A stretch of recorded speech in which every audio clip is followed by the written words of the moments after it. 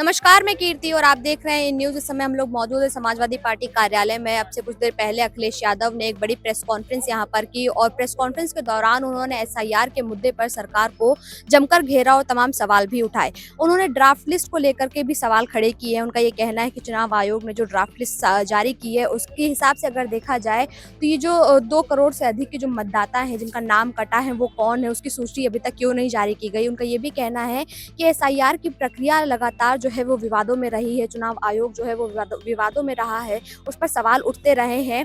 और जिस तरह से कहा जा रहा है कि 12 करोड़ से अधिक के जो मतदाता हैं वो अभी जोड़े गए हैं और ये एक पात्र मतदाता हैं, तो वो लोग कहाँ चले गए जो कि 2023 की नगर निकाय चुनाव की लिस्ट में जो सामने आए थे, वो लोग कहाँ चले गए। उनका साफ तौर पे कहना है कि 2023 में जो लिस्ट सामने आई थी शहरी निकाय की, उसमें 4 करोड़ से अधिक के जो मतदाता थे और अभी जो लिस्ट सामने आई है उसमें 12 करोड़ 56 लाख के करीब के जो मतदाता हैं वो है। अगर सबको जोड़ लिया जाए तो 17 करोड़ से अधिक के जो मतदाता हैं उनकी पूरी नाम पूरी सूची होनी चाहिए, लेकिन जो सूची सामने आई है वो केवल 12 करोड़ 56 लाख की है। तो वो जो 4 करोड़ जो डिफरेंस आ रहा है वो कहाँ से आ रहा है, उसको लेकर भी जो सवाल हैं वो खड़े हो रहे हैं। इसके अलावा उन्होंने ये भी कहा है कि अगर प्रदेश में 2027 के अंदर सपा की सरकार बनती है तो जो किसान हैं उनको सर्किल रेट बढ़ा करके मुआवजा दिया जाएगा। इसके अलावा चुनाव आयोग पर सवाल खड़ा करते हुए उन्होंने कहा है कि चुनाव आयोग हमेशा एक पक्ष को मदद करता है और ये अभी की बात नहीं है, ये पिछले चुनावों में भी देखा जा चुका है। किस तरह से रामपुर का उन्होंने नाम लिया, जिक्र किया,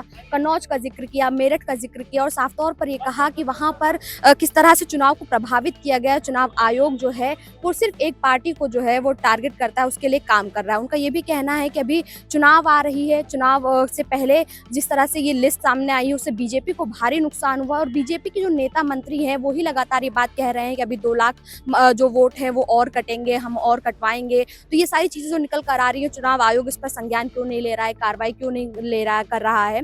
कुल मिलाकर के अगर देखा जाए तो अखिलेश यादव ने एसआईआर के मुद्दे पर एक बार फिर से बहसबाजी जो है वो बढ़ा दी है, जमकर निशाना साधा है सरकार पर, चुनाव आयोग पर सवाल खड़ा किया। साथ ही ये भी कहा है कि हम अपने पीडीए प्रहरियों का धन्यवाद करते हैं कि उन्होंने उन तमाम पात्र लोगों को एसआईआर से जोड़ा, उनका जो नाम है वो चुनाव लिस्ट में चढ़वाया ताकि जो बीजेपी है, जो चुनाव आयोग है, उनको काटने की कोशिश कर रही थी, उनका नाम नहीं कटा।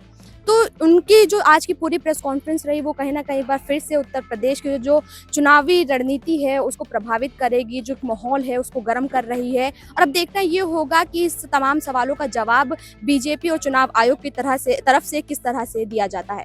कैमरा पर्सन रमेश वर्मा के साथ मैं कीर्ति, इन न्यूज़, लखनऊ।